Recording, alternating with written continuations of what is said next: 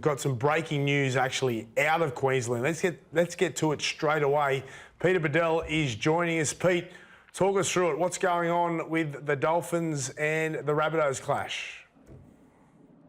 Yeah, good evening, boys. Look, a major development here. As we know, there's been this disaster up here, or potential disaster, with the cyclone Alfred threat. And I can tell you some breaking news that up to 4 or 5 Dolphins players are set to withdraw from Friday night's clash against South Sydney. Now, the players are on the way to the airport as we speak. They have a 6:30 flight leaving in about an hour's time from Brisbane. I'm told, I don't know the identities of the players at this stage, but I have heard that one player could be Mark Nichols. There were Queensland Police door knocks in the Newport region today advising residents that there will be major damage to their homes. And Mark Nichols was out today getting sandbags and sandbagging his place, fortifying it for what could be a major cyclone, and probably Queensland's worst cyclone in 50 years. So at this stage, I don't know the identities of all the players, but up to 4 or 5 players won't be playing against South Sydney on Friday night is my mail.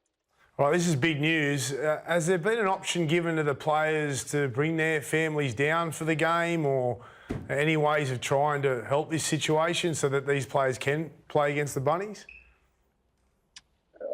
Braith, they haven't offered the families relocation to New South Wales, but they have put out some invitations for the wives and partners and children to relocate to the Sofitel Hotel in Brisbane CBD. It's a regular hotel used by the NRL. That has been put forward by Dolphins bosses to the families. I don't know if that's been taken up at this stage by the relevant families, but I know that there's been major concerns among partners, including Cody Nicarima's partner, Bree, who took to social media today. She was quite critical of the NRL, saying that they need to do better. And I wouldn't be surprised, guys, given Bree's sentiments, if Cody Nicarima is one of the players who won't be playing on Friday night. So, look, it is a concern for the Dolphins players, and it raises the prospect, guys, of whether South Sydney are getting an unfair advantage with several key players to miss out for the Dolphins. Well, this all happened very quickly, obviously, Pete, and yesterday the NRL made a decision, and this is sort of shades of COVID where, you know, they had to be nimble and do things on the run. Do the Dolphins actually want to play this game, Pete? It happened so quickly. They lost their home ground, which is fair, and they get it back in round 17. But given these circumstances, I know we have to fill television slots, and it's 8 o'clock Friday and 7 o'clock Queensland. It's a big one, and it's worth a lot of money to the game. But do the Dolphins regret actually sort of ticking off on how this has all gone down? Look, it's a good question, Dan. Look, I can only go off the sentiments of their chief executive, Terry Reeder, and he said today at a press conference at Suncorp Stadium that they were happy with the dialogue with the Queensland government, including Premier David Crisafulli, and also the NRL. They've been in dialogue with them, and they're satisfied with the outcome. But I know, Dan, talking to a few Dolphins identities, I know several of the wives are filthy. I know that there's been some major issues internally with, you know, players and staff as well, trying to organise logistics around family, childcare, and basically uprooting their lives for 24 to 48 hours to make sure this game goes ahead. So people may argue the merits of whether the game should have gone on, Dan, and proceeded. Who knows, maybe the NRL may reverse their decision in the next 24 hours, given if there is more fallout. But as it stands right now, the Dolphins are proceeding. I spoke to Christian Wolf, the coach, just a couple of hours ago, and he said, look, the show's going on. He's heading to the airport. So even if there are mass withdrawals, guys, there will be a 17-man Dolphins team ready to play on Friday night.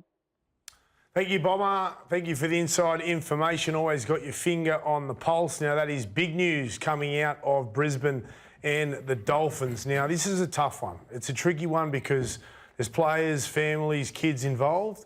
But you've also got the NRL, who have done everything they possibly can in a short period of time, coming off the back of Vegas, to relocate this game to make sure that it continues. So it's hard to please everyone here. But where do we find ourselves, and what do we think of this situation? Oh, huge news, Braith. Like, given the fact that there could be 4 or 5 players in all likelihood missing from that game. Well, if the Dolphins end up missing the 8 by 2 points, then all of a sudden this scenario becomes so critical. But your heart goes out to all the people in Queensland that are obviously going through and preparing for what's going to be an extremely tough and difficult time.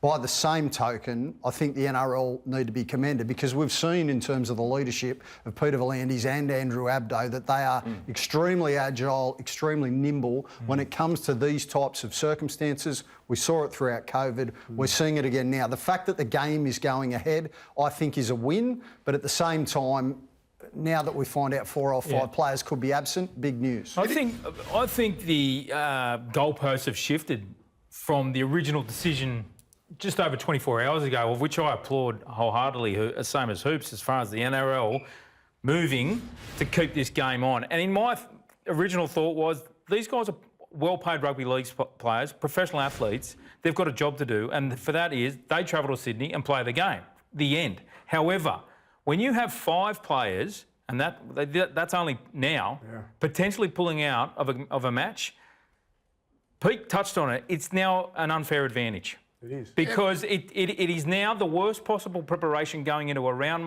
one match you could ask for a professional sporting organisation. It does raise the prospect of whether this game will be postponed now. It is unfortunate. It is terribly unfortunate and not fair.